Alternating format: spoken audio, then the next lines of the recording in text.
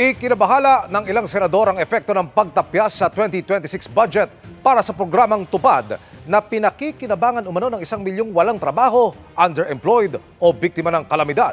Nakatutok si Ian Cruz. Kumpara sa 2025 national budget, mas mababa ang hiningi ng Marcos administration ng budget para sa Tupad program o ang tulong panghanap buhay sa ating Disadvantaged Workers Program. Ito yung programang nagbibigay ng pansamantalang trabaho para sa mga walang trabaho, underemployed o kaya ay biktima ng kalamidad. Sa budget hearing sa Senado kanina, lumabas na mula 17.5 billion pesos na alokasyon ngayong taon. 11 billion pesos na lang ang hinihinging alokasyon para sa Tupad.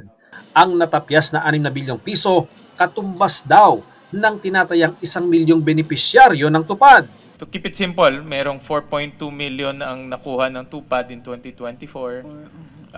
Mababawasan 1/3, no? So almost 1 million more or less, no? So meron ba itong overall impact to our employment situation?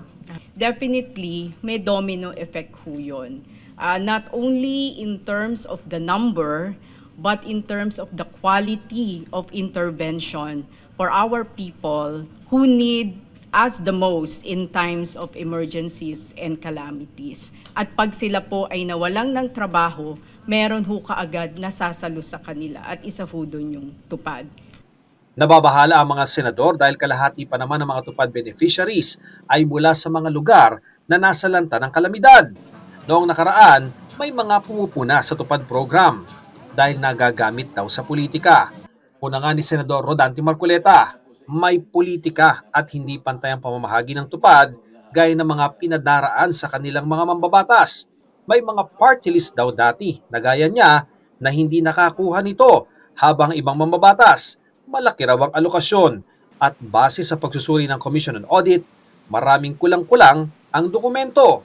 The propriety and or validity of the financial assistance granted to the beneficiaries could not be ascertained in NCR, CIR, Regions 1, 2, 4A, 4B, Region 8, and Region 9 due to excessive payments or availments of 477 beneficiaries amounting to 2.5 million, and most of these are incomplete and deficient documents.